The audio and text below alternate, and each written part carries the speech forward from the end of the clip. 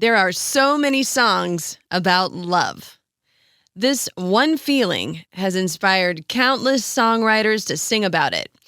New love, remembering an old love, finding love in strange places, forgotten love, long-lasting love, Valentine's love songs, and, of course, anti-Valentine songs about love that went wrong. As much as we need the more flowery songs about this feeling, we also need the ones that get right down to brass tacks about when love has gone downhill. And few of them get the point across with more swagger and humor than the one written during the disintegration of a marriage to a world-famous actress. Love Stinks by the Geils Band. Now, if you get something out of this episode, give it a like at the end. And if you're watching on YouTube, hit that subscribe button.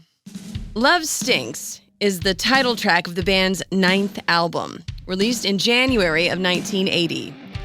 Co-written by frontman extraordinaire Peter Wolf and the band's keyboardist and producer Seth Justman, it came on the heels of Wolf's divorce from megawatt actress Faye Dunaway the year before. The unlikely couple met in San Francisco back in 1972, introduced by a journalist friend who was covering the band on the road.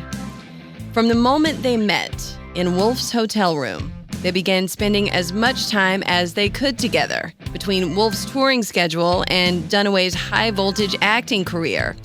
And 2 years later, in 1974, Wolf asked Dunaway to marry him. And they did just that the very next day, on a hot summer day in August in Beverly Hills. Dunaway has said that she met a kindred spirit in Peter Wolf. He was as driven to succeed in his career and his art as she was, after all, and they both understood the sacrifices that they would have to make in regard to their relationship in order to honor their commitments. Plus, Wolf is a pretty fascinating character. He was born in the Bronx, but went to Boston in the 60s to study his first love, painting and art, at the School of the Museum of Fine Arts at Tufts, where his college roommate was none other than filmmaker David Lynch.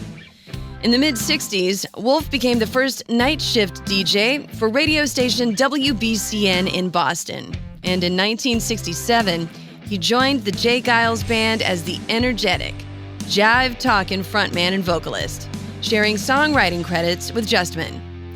The classic lineup could really light up a crowd with their blues rock and R&B covers, with founder and band namesake Jay Geils on guitar, and a boogie sound heavy on sax and harmonica, kicked up a notch by the enigmatic multi-instrumentalist Richard Magic Dick Salwitz, with drummer Stephen Bladd and bassist Danny Klein holding down the rhythm section. They made instant fans of anyone who saw them live, including the bands they opened for, ranging from B.B. King to the Allman Brothers Band, and more. They toured constantly, released their first album in 1970, and were almost always on the road or in the recording studio. The hectic pace didn't stop after Wolf married Dunaway in 1974, and Dunaway's schedule was relentless too. She made 7 movies during their 5-year marriage, including Network in 1976, for which she won an Oscar for Best Actress. Meanwhile, the Geils Band released 4 albums between 1974 and 1978.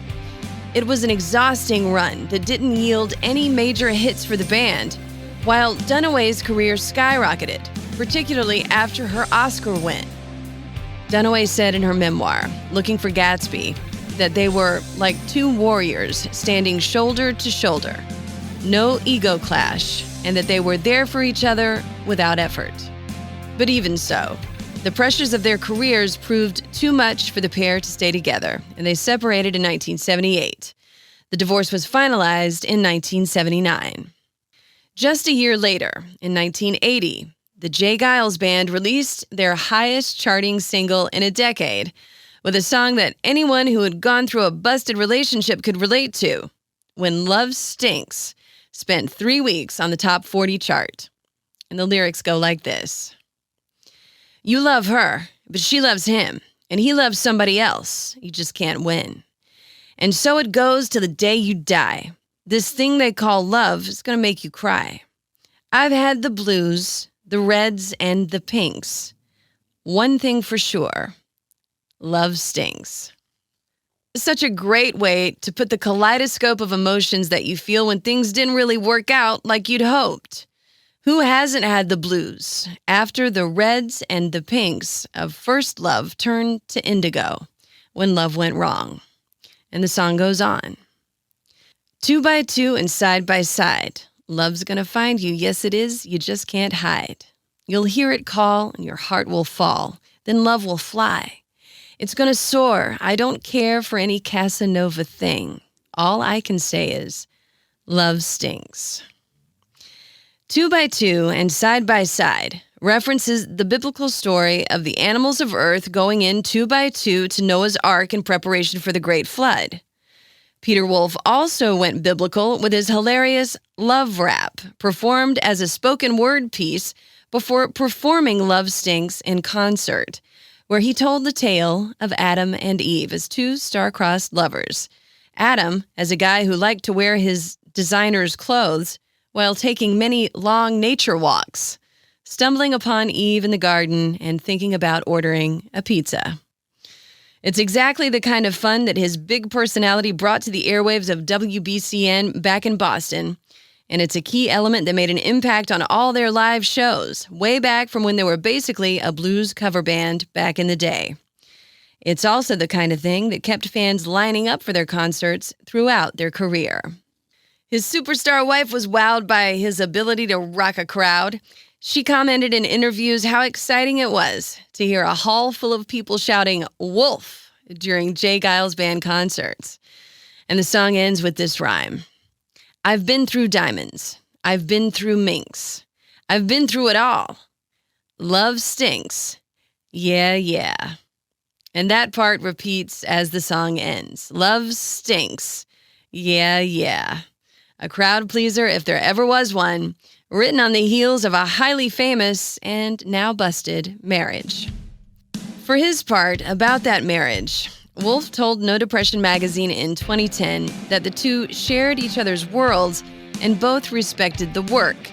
He says they made it a very assertive attempt not to become a celebrity couple, turning down requests from Barbara Walters for interviews and that kind of thing.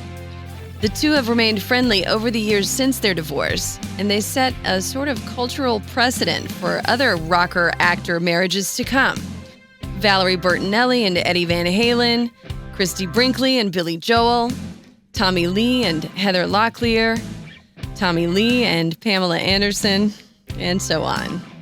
The Love Stinks album climbed all the way to number 18 on the Billboard Pop Albums chart, and the song remains one of the band's best-known hits. That album also paved the way for their next album, Freeze Frame, which went to number 1 on the charts, driven by the monster hit Centerfold, a song that rode to the top of the Billboard Hot 100. A couple of years after that, Wolf left the Geils Band over creative differences, embarking on a solo career. He still performs occasionally, and he still creates his paintings, one of a few rockers with that dual talent, like his friend Ronnie Wood of the Rolling Stones. The band reunited a few times after their split, but Jay Geils passed away in 2017. The Geils Band have been nominated for induction into the Rock and Roll Hall of Fame multiple times, but the honor still hasn't been bestowed on the group, to the dismay of their fans. Aerosmith guitarist Joe Perry said of the Geils Band in the Rock and Roll Globe, "If you saw that band when they were in their prime, you were spoiled. You probably expected that that's how rock is. Well, no. They're a cut above. They could stand toe-to-toe with any band in the world." And they did. Adam Sandler famously covered Love Stinks in his movie The Wedding Singer, and Joan Jett covered it for the movie Mr. Wrong. It was reimagined as Bart Stinks for The Simpsons in an episode, and it has been used in tons of other TV shows and movies when the scene requires a song that sums up love's exasperating flip side with just enough moxie to make it all right. And while Peter Wolf's marriage to one of the world's most famous actresses didn't last, his song about the downside of love sure will. And anybody who's had the reds, the pinks, and then the blues will nod their heads and agree. I'm Janda, and this has been Behind the Song. Special thanks to Christian Lane for the music you hear on this podcast episode. If you enjoyed this episode, give it a like, and if you're watching on YouTube, hit that subscribe button. You can also follow Behind the Song podcast on TikTok. And thank you for being a part of the Behind the Song family. On the way, a classic song with a killer riff about a true story, and much more. Classic rock and roll.